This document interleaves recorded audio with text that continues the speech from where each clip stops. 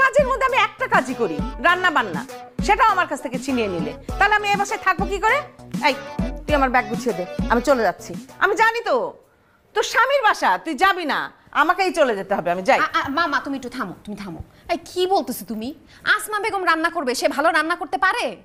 আম্মা রান্না করে সব সময়, আম্মাই রান্না করবে, আব্বা ওইটাই খাবে। এই আবার রান্না আমি করবো, আমি যে কদিন থাকবো রান্নাঘর ভাগ হয়ে যাবে, 2 চুলা 2 জনের। আমার যখন যা খুশি আমি তখন সেটা রান্না করে খাবো।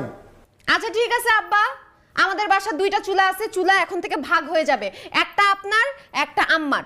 আম্মা তুমি আব্বার চুলা ধরবা না, আব্বা আপনি আম্মার চুলা ধরবেন না, কথা শেষ, আমাদের অফিস যাইতে হবে, দেরি হয়ে যাচ্ছে। আল্লাহ, এটাই দেখার ছিল। আমার বাসায় আমার আব্বা আর আমার শাশুড়ি এক চুলায় রান্না খাবে না, আলাদা আলাদা চুলায় রান্না করবে।